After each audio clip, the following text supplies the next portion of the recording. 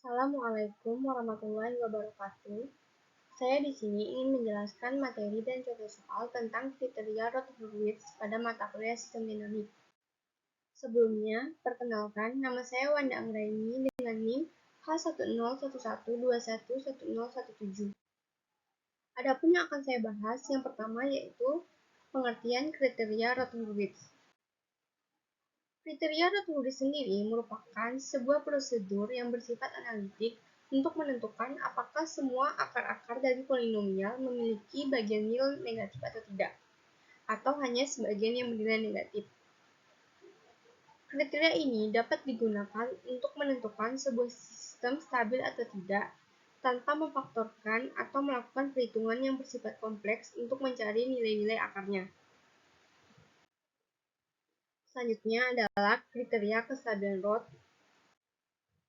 Bentuk matematika dari kriteria kestabilan Roth yaitu dapat dilihat pada PPT A0 S pangkat N ditambah A1 S pangkat N-1 ditambah A2 S pangkat N-2 tambah seterusnya ditambah AN sama dengan 0. Untuk menentukan sebuah sistem stabil atau tidak, yang pertama kita harus membuat tabel Roth. Tabel Roth dapat ditentukan dengan menentukan jumlah barisnya terlebih dahulu, yaitu pangkat tertinggi ditambah 1. Jika soal memuat pangkat tertingginya 3, maka jumlah baris pada tabel Roth-nya adalah 4, yaitu 3 ditambah 1. Dua baris pertama dan tabel Roth, yaitu S pangkat N dan S pangkat N-1 diisi oleh koefisien-koefisien pada soal, di mana baris pertama diisi oleh koefisien A0, A2, dan A4, dan baris kedua diisi oleh koefisien A1, A3, dan A5. Untuk baris-baris berikutnya, itu diisi dengan B1, B2, B3, C1, C2, C3, didapatkan dengan rumus seperti ini, yaitu B1, A1 dikali A2 dikurang A0 dikali A3 dibagi A1. Untuk mendapatkan nilai B2, maka A1 dikali A4 dikurang A0 dikali A5 dibagi A1. Dan untuk mendapatkan C1, yaitu B1 dikali A3 dikurang A1 dikali B2 dibagi B1 sampai seterusnya. Setelah membuat tabel Roth, untuk menentukan sebuah sistem stabil atau tidak, kita perlu menganalisis tabel tersebut, menganalisis matriks Roth tersebut, di mana kriterianya sebagai berikut. Yang pertama, semua akar dari polinomial negatif jika semua koefisien dari kolom pertama tabel Roth bernilai positif. Yang kedua, jika salah satu atau lebih koefisien bernilai negatif, maka sistem tersebut tidak stabil. Dan yang ketiga, banyaknya perubahan tanda, yaitu tanda negatif berubah menjadi positif atau tanda positif berubah menjadi negatif, menunjukkan banyaknya akar-akar positif dari persamaan karakteristik tersebut. Adapun soalnya, yang pertama, lakukanlah analisis pada polinom berikut ini, yaitu 5S pangkat 3 dikurang 10S pangkat 2 ditambah 7S ditambah 20 sama dengan 0. Dari persamaan karakteristik tersebut, kita buat tabel Roth-nya dengan jumlah baris adalah 4, yaitu pangkat tertingginya dilihat dari soal 3 ditambah 1 sama dengan 4. Di mana S pangkat 3, S pangkat 2, S pangkat 1, dan S pangkat 0. Untuk baris S pangkat 3, itu diisi dengan koefisien pada soal, yaitu koefisien A0, 5, dan koefisien A2, 7. Selanjutnya, untuk baris kedua, yaitu S pangkat 2, itu diisi oleh koefisien A1, yaitu minus 10, dan koefisien A3, yaitu 20.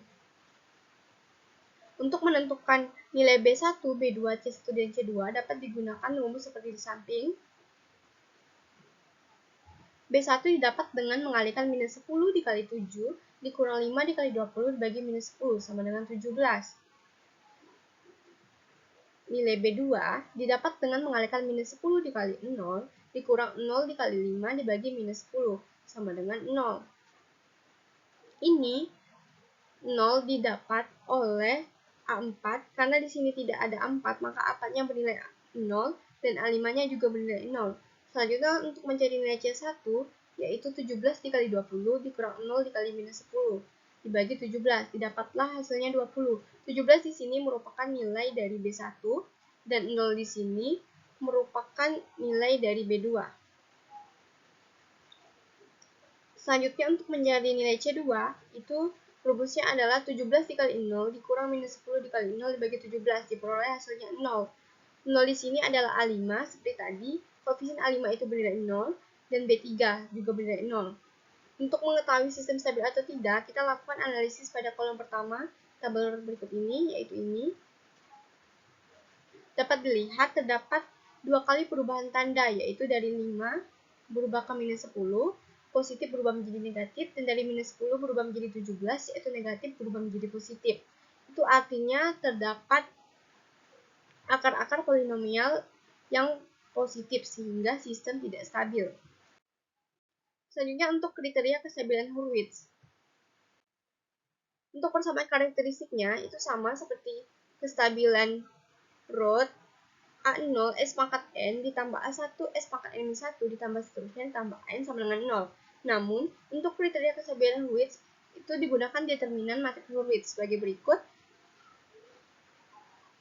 Seperti ini. Baris pertamanya diisi oleh koefisien A1, A0, 0, 0, 0 sampai seterusnya. Baris keduanya diisi oleh koefisien A3, A2, A1 sampai seterusnya. Baris ketiga diisi oleh koefisien A5, A4, A3, A2, A1 sampai seterusnya. Dan sampai baris-baris berikutnya.